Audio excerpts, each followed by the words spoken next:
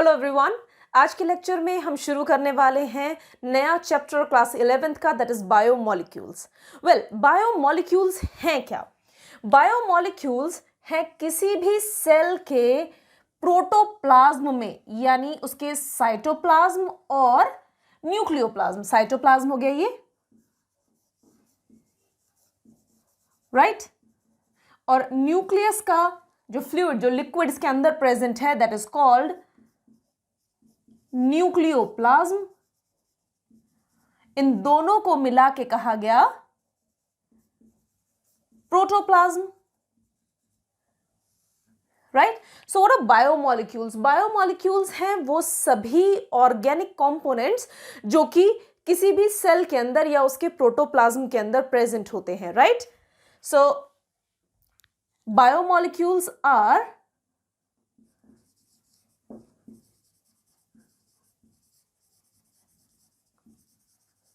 Organic, यानी carbon containing, right? Carbon containing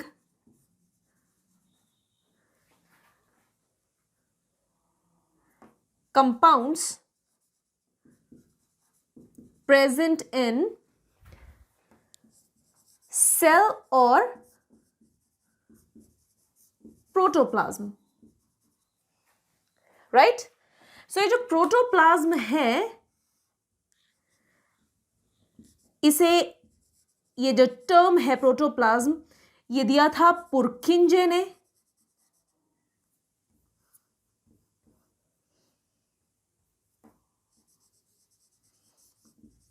right? डुजार्डीन ने इसे कहा सार्कोड, वहीं पर हक्सले ने इसे कहा था फिजिकल बेसिस ऑफ लाइफ। और यही कारण है कि इस चैप्टर को आज हम पढ़ रहे हैं, क्योंकि ये जो बायोमोलिक्यूल्स हैं, ये जो प्रोटोप्लाज्म है जिसके अंदर बायोमोलिक्यूल्स भरे हुए हैं, यही हमारे जीवन का आधार, बेसिस बना रहा है, राइट? तो हमने क्या पढ़ा बेटा कि बायोमोलिक्यूल्स हैं क्या? ऑर्गेनिक कंपोनेंट्स हैं, जो कि ऑर्गेनिक कंपोनेंट्स या कार्बन कंटेनिंग कंपोनेंट्स हैं जो कि किसी भी सेल या उसके प्रोटोप्लाज्म में मिलेंगे। और प्रोटोप्लाज्म है क्या? साइटोप्लाज्म प्लस न्यूक्लियोप्लाज्म, दोनों को एक साथ मिला करके बोल दिया गया प्रोटोप्लाज्म, राइट? सो वेल, ये जो प्रोटोप्लाज्म है ये बेसिकली एक colloidal elastic and conductive type का विस्कस फ्लूइड है, यानी जिलेटिनस नेचर का है, राइट? और इसके जो कंपोनेंट्स हैं वो हो सकते हैं दो टाइप के। एक तो हमने बता ही दिया, एक को हमने बायोमोलिक्यूल्स कहा जो कि ऑर्गेनिक कंपोनेंट्स हैं, वहीं पर इसके इनऑर्गेनिक कंपोनेंट्स भी तो होंगे। So it's got two types of components. कौन कौन से? ऑर्गेनिक, जिसे हमने बायोमोलिक्यूल्स कहा, राइट? और दूसरे हैं इनऑर्गेनिक, राइट? इन कंपोनेंट्स को एक बार डिटेल में पढ़ते हैं, बस जल्दी से यहां तक नोट करेंगे।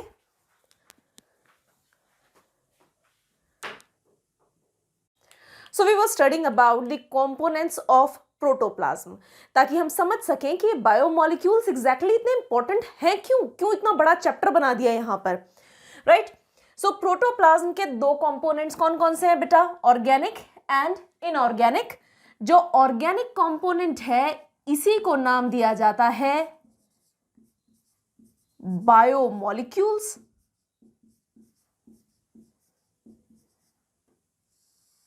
राइट? यानी जो बायोलॉजिकल मॉलिक्यूल्स हैं, यानी बायोलॉजिकल जो प्रोसेसेस हैं उनमें पार्टिसिपेट कर रहे हैं कहीं ना कहीं। वहीं पर इनऑर्गेनिक, जो इनऑर्गेनिक कंपोनेंट्स है, पता है ये सेल के अंदर क्या क्या इनऑर्गेनिक चीजें हो सकती है। हमारी बॉडी, बचपन से पढ़ते आ रहे हो कि भाई 70 to 90% यहां पर पानी है, so that is again inorganic, right? So inorganic में क्या क्या चीजें आएंगी? There is water, that is maximum, that is around 70 to 90%, इसके अलावा कई सॉल्ट्स मिलते हैं, देयर आर आयंस और कुछ गैसेस भी, right. So these are the components जिनके बारे में हम आगे पढ़ने वाले हैं। पहले आ जाते हैं बायोमोलिक्यूल्स पर। बायोमोलिक्यूल्स ऑर्गेनिक कंपोनेंट हैं। इन बायोमोलिक्यूल्स को दो टाइप्स में डिवाइड किया जा सकता है। पहले वो बायोमोलिक्यूल्स जो कि साइज में छोटे हैं, इन्हें कहा जाता है बायो माइक्रो मॉलिक्यूल्स। वहीं जो साइज में बड़े हैं और कुछ और कैरेक्टर्स भी हैं जिनको आगे पढ़ रहे हैं, they are known as bio macro molecules, right. What is the difference? जो बायो माइक्रो मॉलिक्यूल्स हैं, they are small in size, they are simple compounds, right. So simple चीजों से शुरू करते हैं। Bio micro molecules are simple, तो bio macro molecule हैं complex, right. Bio micro molecules in macro, बड़े वाले मॉलिक्यूल्स के ही छोटे यूनिट्स हैं, इनके घटक, इनके कंपोनेंट्स हैं, इन्हीं से मिलकर के ये बने हैं। तो मैं बोल सकती हूँ कि ये मोनोमर्स हैं, छोटे छोटे टुकड़े हैं, और इनके पॉलीमराइजेशन से बने हैं bio macromolecule. So these are the polymers. इनका मॉलिक्यूलर वेट डेफिनेटली कम होगा, that is from 18 to 800 Dalton. That means overall it is less than 1000 Dalton. वहीं पर जो बायो मैक्रोमोलिक्यूल्स हैं, इनका मॉलिक्यूलर वेट बहुत ज्यादा है। This molecular weight is more than 10,000 Daltons, right. So ये मोनोमर्स हैं जिनके पॉलीमराइजेशन से बायो मैक्रोमोलिक्यूल्स बने, राइट। नेक्स्ट, जो बायो माइक्रोमोलिक्यूल्स हैं ये सॉल्युबल नेचर के होते हैं। So these are acid soluble, specially acids में तो सॉल्युबल होंगे ही। ऑर्गेनिक एसिड्स जो होंगे ऑर्गेनिक नेचर के हैं, लाइक डिसॉल्व्स लाइक, तो ऑर्गेनिक एसिड्स में इजीली डिसॉल्व हो जाएंगे। छोटे छोटे तो हैं, सिंपल कंपाउंड्स तो हैं। वहीं पर जो बड़े कंपोनेंट्स हैं, बड़े कंपाउंड्स हैं, ये एसिड में सॉल्युबल नहीं होते। So these are acid insoluble. Is that right? Examples, जैसे बेसिक मैक्रोमोलिक्यूल, जो कि हमारी बॉडी के अंदर बेसिक ऑर्गेनिक कंपोनेंट है जिससे हमें एनर्जी मिलती है, वो है कार्बोहाइड्रेट्स। कार्बोहाइड्रेट्स के सबसे छोटी यूनिट को हम बोलेंगे मोनोसैकेराइड। सैकेराइड का मतलब ही हुआ चीनी या शुगर। सो मोनोसैकेराइड छोटी यूनिट है, उससे बड़ी हुई डाइसैकेराइड, और बड़ी सो पॉलीसैकेराइड। सो जो मोनोसैकेराइड या सिंगल यूनिट है शुगर की, that will be a biomicromolecule. वहीं पर जो बड़ी शुगर्स हैं, they are all bio macromolecules, right? So biomicromolecules में example is monosaccharides, right? वहीं पर biomacromolecules में क्या आएगा बेटा? इसी का पॉलीमर यानी पॉलीसैकेराइड्स। नेक्स्ट पढ़ लेते हैं, प्रोटीन्स के छोटे यूनिट्स हैं अमीनो एसिड्स। सो इनके पॉलीमराइजेशन से बने प्रोटीन्स। न्यूक्लियोटाइड्स, और न्यूक्लियोटाइड्स के मिलने से बनी है हमारी nucleic acids. I hope it is clear. अब आप पूछोगे कि मैम आपने लिपिड्स तो कहीं डाले ही नहीं, फैट्स तो डाले ही नहीं। बचपन से बोलते आ रहे हो कि भाई खाने में बैलेंस डाइट के अंदर जो ऑर्गेनिक चीजें हम खाते हैं, that has got carbohydrate, protein, fat, और यही अंदर जाकर के सारी बायोकेमिकल रिएक्शंस जो हमारा मेटाबॉलिज्म है उसे मेंटेन करने, उसे फ्यूल अप करने, उसे ईंधन देने का काम कर रहे हैं। तो लिपिड्स का तो जिक्र ही नहीं किया हमने उनकी बात कर ली जी। कार्बोहाइड्रेट्स की बात कर ली जो कि हमें एनर्जी दे रहे हैं, प्रोटीन्स की बात कर ली जो कि रिपेयर कॉज कर रहे हैं, न्यूक्लिक एसिड्स की बात कर ली जिन्होंने हमारा जेनेटिक कोड क्रिएट किया हुआ है, हमारे हेरिडिटी एंड जेनेटिक्स के लिए जो रिस्पॉन्सिबल है, बट लिपिड्स की बात तो की नहीं। रीजन बीइंग बेटा, इसके लिए हम एक नोट लगा लेते हैं यहां पर, नोट लगा के इस इंपॉर्टेंट चीज को लिख लेते हैं। जो फैट्स या लिपिड्स हैं वो ऐसे कंपाउंड्स हैं जो कि ना तो प्रॉपरली बायो माइक्रोमॉलिक्यूल्स हैं ना ही बायो मैक्रोमॉलिक्यूल्स। रीजन बीइंग इनके कुछ कैरेक्टर्स बायो माइक्रोमॉलिक्यूल्स जैसे हैं और कुछ बायो मैक्रोमॉलिक्यूल्स जैसे। कौन कौन से, ध्यान से देख लेते हैं, लिख लेते हैं। पहले चीज, lipids are neither biomicromolecules nor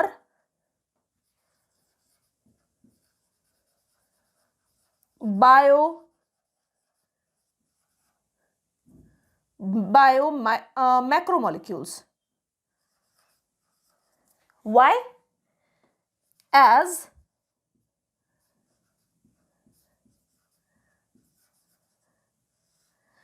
जो लिपिड्स हैं दे आर मोनोमरिक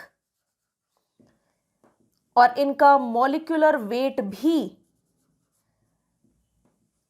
800 डाल्टन से भी कम है। तो ये दोनों जो कैरेक्टर्स हुए इनके, these are like bio micromolecules. Am I right? पर ये कुछ कैरेक्टर्स बायो मैक्रोमोलिक्यूल्स जैसे भी हैं। वो कौन से? ये एसिड इनसॉल्यूबल हैं।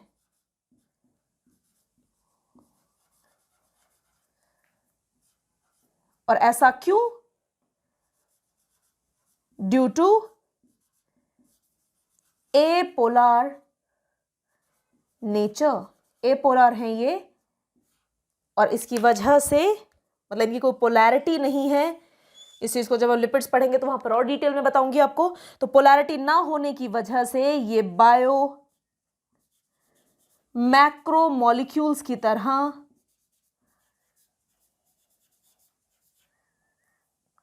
ये इनसॉल्युबल है। सो दोनों के मिक्स्ड कैरेक्टर होने की वजह से और क्योंकि ये इनसॉल्युबल नेचर के हैं, अगर आप इन्हें ग्राइंड करोगे, कहीं पर फैट है, फैट को अगर आप कितनी भी कोशिश कर ले उसे आप एसिड के साथ उसे सॉल्युबलाइज नहीं कर सकते। वो छोटे छोटे छोटे छोटे ड्रॉपलेट्स में बट जाएगा जिन्हें हम मिसेल्स कहेंगे। सो इनके दोनों के डुअल कैरेक्टर्स हैं और इस वजह से ना तो इन्हें क्लियरली रखा जा सकता है under bio micromolecules nor under bio macromolecules. Right? यहां तक ये चीज समझ में आ रही है? जल्दी से नोट करोगे इसे।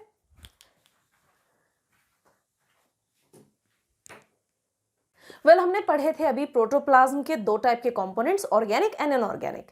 हमें इन कंपोनेंट्स के बारे में पता कैसे चला कि भाई प्रोटोप्लाज्म में ये सब चीजें हैं? ये तब पता चला जब हमने एनालिसिस किया प्रोटोप्लाज्म का।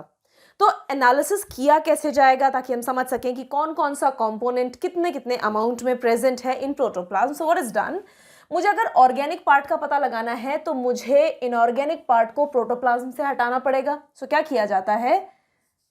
लिविंग टिश्यू लिया जाता है। अब लिविंग टिश्यू कुछ भी हो सकता है बेटा, you can take a plant part या तुम मीट ले सकते हो, that means a piece of flesh can be taken. और इस लिविंग टिश्यू में ऐड किया जाता है trichloroacetic acid. Organic acid है ये। राइट। तो इनऑर्गेनिक कंपोनेंट की रिक्वायरमेंट ही नहीं है। आई मीन इनऑर्गेनिक कंपोनेंट यहां से हट जाएगा, केवल ऑर्गेनिक कंपोनेंट ही इसका इस एसिड में मिक्स होगा। राइट नाउ अब क्या किया जाएगा, इसे पीसा जाएगा। It is followed by the next step is grinding की जाएगी with the help of mortar and pestle। mortar and pestle है क्या बेटा, जिसे हम खरल मूसल या ओखली कई नामों से जानते हैं, वैसा एक छोटा सा इंस्ट्रूमेंट लेकर के दोनों की अच्छे से पिसाई कर दी, एसिड में से मिक्स कर दिया। तो जो ऑर्गेनिक कंपोनेंट है वो इस एसिड में मिक्स हो जाना चाहिए। राइट नाउ अब जब इसकी पिसाई करोगे तो आपको क्या मिलेगा, पीसने से तो चटनी ही मिलती है, सो आपको मिली चटनी यानी स्लरी। अब इस स्लरी की जाएगी छनाई। Now it is filtered through cheese cloth.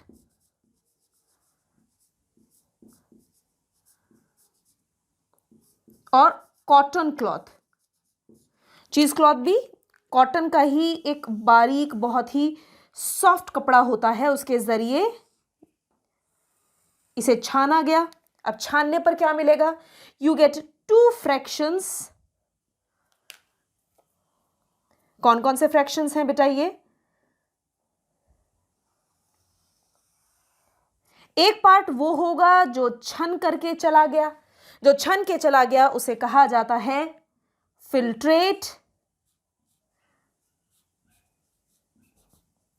यानी जो फिल्टर हो गया। और जो रिटेन कर गया, रुक गया ऊपर ही, उसे कहा गया रिटेंटेट। राइट जो फिल्ट्रेट है, जो फिल्टर आउट हुआ, इसका मतलब ये वो पार्ट है जो कि इस ऑर्गेनिक एसिड के अंदर एब्सोल्यूट लेवल पर डिसॉल्व हो गया है। वहीं पर जो रिटेन हो गया वो बड़ा पार्ट है, डेफिनेटली वो डिसॉल्व नहीं हो पाया। राइट सो जो फिल्ट्रेट है इसको हम एक और नाम दे सकते हैं, can we call it acid soluble part और the acid soluble pool। Right वहीं पर रिटेंटेट क्या है बेटा, that is acid insoluble pool। Right acid soluble pool में हमें मिलेंगे सारे के सारे बायो माइक्रोमोलिक्यूल्स। वहीं एसिड इनसॉल्युबल पूल में, यानी जो रिटेन हो जाएंगे कपड़े के ऊपर ही, उसमें है बायो मैक्रोमोलिक्यूल्स और इसके अलावा लिपिड्स या fats. Is that clear? So ये तो बात हुई एनालिसिस ऑफ ऑर्गेनिक की। अब समझ में आ रहा है कि ऑर्गेनिक पार्ट किस तरीके से मिला, कैसे समझ में आया कि ऑर्गेनिक कंपोनेंट्स 2 तरीके के हो सकते हैं, बायोमोलिक्यूल्स 2 टाइप के हो सकते हैं। अब बारी आती है इनऑर्गेनिक कंपोनेंट की। अब इनऑर्गेनिक कंपोनेंट को अगर मुझे स्टडी करना है तो डेफिनेटली ऑर्गेनिक कंपोनेंट को हटाना पड़ेगा। सो क्या किया जाता है बेटा, टू एनालाइज इनऑर्गेनिक कंपोनेंट, मैं थोड़ा साइड में ले लेती हूँ इस चीज को। इनऑर्गेनिक कंपोनेंट के लिए क्या किया जाएगा, लिविंग टिश्यू लिया गया।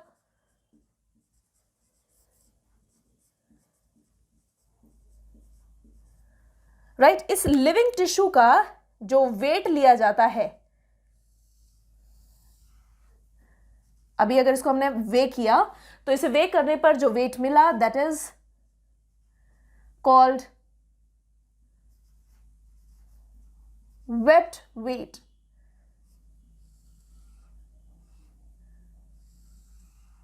अब क्या किया जाता है,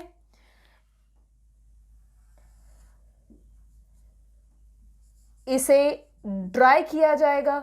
तो what we get, we gate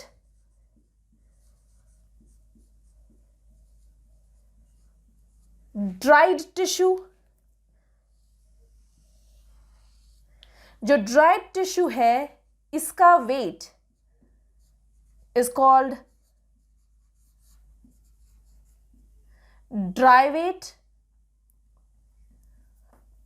और बेटा ड्राई वेट से आप समझते क्या हो, जो वेट वेट था उसमें से पानी हटा दिया, यानी वो जब सूख गया उसमें से वाटर हट गया तो उससे सिर्फ आपको ड्राई वेट मिला। तो अगर आप वेट वेट में से ड्राई वेट माइनस कर दो तो आपको पानी का कंटेंट पता चल जाएगा कि कितना पानी था इसके अंदर, right. So this is dry weight. ये दोनों चीजों से एक चीज समझ में आ गई। So this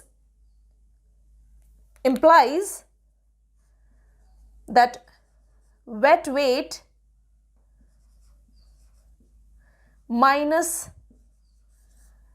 dry weight is equal to the water content of that particular tissue।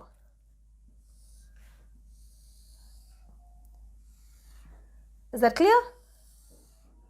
ये चीज समझ में आ रही है। अब क्या किया जाएगा बेटा, पानी का तो पता चल गया। अब इस ड्राइड टिश्यू का किया जाता है कंप्लीट कंबशन।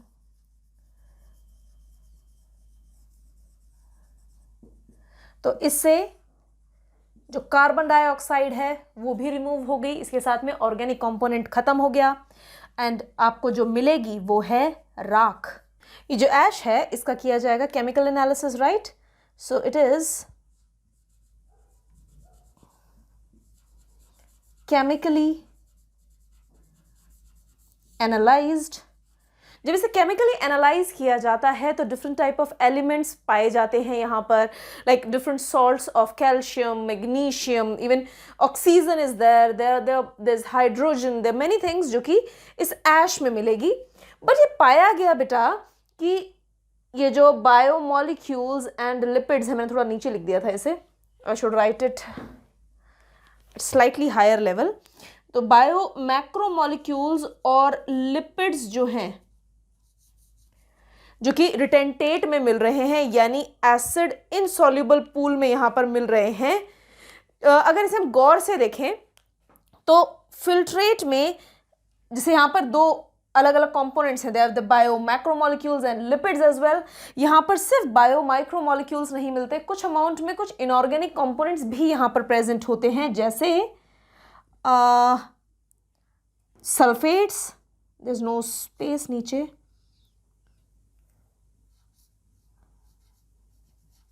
एंड